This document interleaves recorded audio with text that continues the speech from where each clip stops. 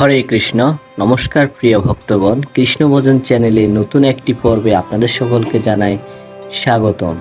আশা করি ভগবান শ্রীকৃষ্ণের কৃপায় সকলেই ভালো আছেন। এদের আজকের পর্ব মৎস্য অবতার। ভগবান কেন মৎস্য অবতার নিলেন এবং মৎস্য অবতার হচ্ছে ভগবান বিষ্ণুর 10 অবতারের মধ্যে প্রথম অবতার। চলুন আমরা শুনি ভগবান শ্রী বিষ্ণুর মৎস্য অবতারের কাহিনী। অতীতকল্পের অবসান প্রায় আসন্ন। পদ্মজনী তন্দ্রাচ্ছন্ন অবস্থায় অর্থাৎ ব্রহ্মদেব তন্দ্রাচ্ছন্ন অবস্থায় তিনি দুচোখ আর খুলে রাখতে পারছেন না। ঘুমে আচ্ছন্ন হলেন। নিদ্রাকালে তার মুখ দিয়ে নির্গত হলো নানা উপদেশাবলী, যা বেদ নামে খ্যাত। হয়গ্রীব নামে এক অসুর সেই সব বেদরাজি শ্রবণ করল এবং সেখান থেকে চলে গেল। এই তথ্য ভগবান শ্রীহরির কাছে অজ্ঞাত রইল না। দানবের কাছ থেকে এই সব বেদরাজি উদ্ধার করতে হবে, এই উদ্দেশ্যে তিনি একটি ক্ষুদ্র মৎস্যের রূপ ধারণ করলেন। রাজর্ষি সত্যব্রত বৃত্তমালা নামে এক নদীতে সে সময় স্নান সেরে তর্পণ করার জন্য অঞ্জলি পেতে নদীর পবিত্র স্বচ্ছ জল ভরতে লাগলেন। রাজর্ষি অর্থ যিনি রাজা হয়েও ঋষির মতো থাকেন, এবং সত্যব্রত রাজর্ষি তিনি হলেন মনু, আমরা যাকে আদি পিতা বলে মানি। এখন রাজা সত্যব্রত অঞ্জলি পেতে নদীর স্বচ্ছ জল ভরতে গেলেন। ঠিক এ সময় সপরি নামধারী মৎস্যরূপী ভগবান তার অঞ্জলি পুটে উঠে এলেন।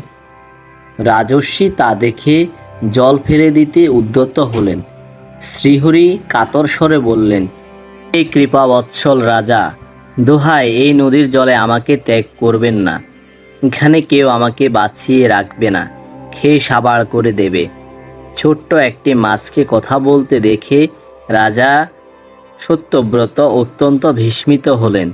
তিনি সপরিকে তার কমণ্ডলুর জলে স্থান দিলেন। পরের দিনই সে মাছের আয়তন বেড়ে গেল। কমণ্ডলুতে তার স্থান অকুলান। মাছ বললেন, রাজা, এই কমণ্ডলুতে বাস করতে আমার অসুবিধা হচ্ছে। দয়া করে অন্য কোথাও বৃহৎ স্থানে আমাকে রাখুন, যাতে আমি সুখে থাকতে পারি। রাজা তখন তাকে একটি বড় কলসিতে জায়গা দিলেন।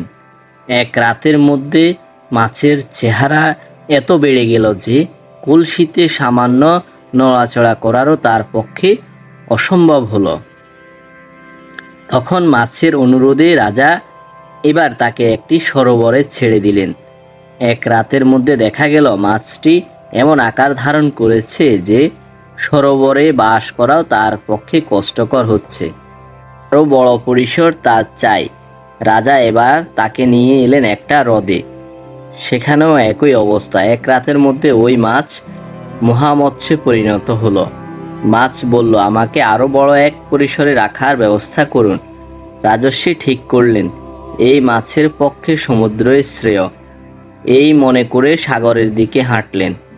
মাছ আটকে উঠল, রাজা, আমাকে সাগরে দেবেন না। ওখানে কত রকমের বড় বড় জলজ জন্তু আছে, আমায় ধরে খেয়ে ফেলবে। আমার প্রাণ যাবে, ভয়ে আমার বুক কাঁপছে। রাজা সত্যব্রত বিনীত কণ্ঠে জানতে চাইলেন, হে রূপধারী মৎস্য, আপনি কে? কৃপা করে আপনি আমাকে আপনার পরিচয় জ্ঞাপন করে আমাকে উৎকণ্ঠা মুক্ত করুন। মৎস্যরূপী ভগবান বললেন, হে রাজর্ষি, আজ থেকে 6 দিন পরে অর্থাৎ 7 দিনের মাথায় সমুদ্রে প্রলয় শুরু হবে। জলে ভেসে যাবে চারদিক। স্বর্গ, মর্ত্য, পাতাল সব জলের তলায় চলে যাবে। সেই সময় মস্ত বড় একটা নৌকা তোমার কাছে আসবে। আমিই তা পাঠাবো। তুমি ওই নৌকায় সব ধরনের বীজ, ঔষধি এবং 7 ঋষিকে নিয়ে উঠে বসবে। বায়ুর প্রবল বেগে নৌকা টাল সামলাতে না পেরে টলমল করবে। ঠিক এই সময় একটা মোটা কাছি হাতের পাশে পাবে।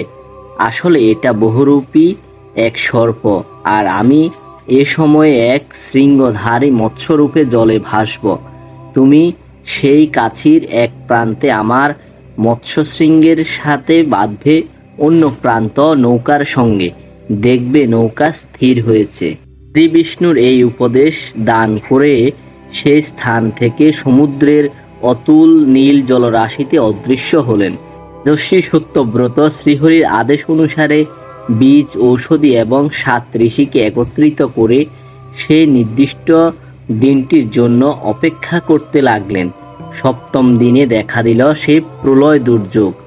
সমুদ্রের জল ফুলে ফেঁপে উঠল, জলে প্রবল আলোড়ন দেখা দিল, প্লাবিত হলো সম্পূর্ণ পৃথিবী।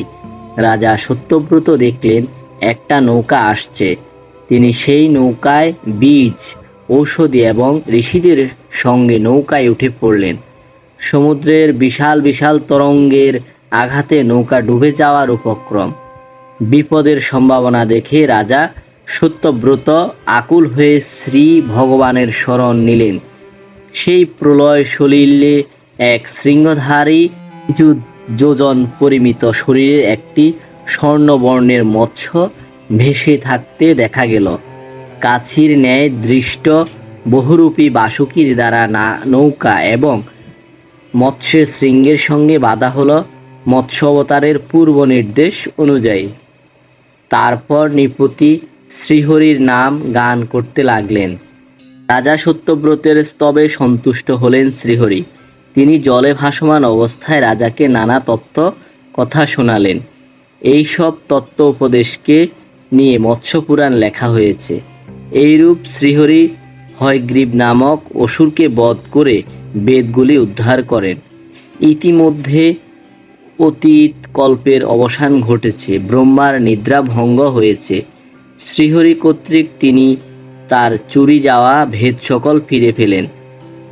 শ্রী বিষ্ণুর অনুগ্রহ লাভ করে রাজা সত্যব্রত হলেন এই কল্পে দৈবশত মনু। রাজর্ষি সত্যব্রত আর মায়া মৎস্যরূপধারী শ্রীহরির উপদেশ গাথা সম্বলিত মৎস্যপুরাণ পাঠ ও শ্রবণ করলে সকল জীবের পাপের বিনাশ ঘটে। হরে কৃষ্ণ। হরে কৃষ্ণ। সকল কৃষ্ণ ভক্তের প্রতি বিনীত অনুরোধ, যারা এখনো আমাদের চ্যানেলটি সাবস্ক্রাইব করেননি তারা সাবস্ক্রাইব করুন। আমরা প্রতিদিন এই রকম ভিডিও নিয়ে আসব। হরে কৃষ্ণ।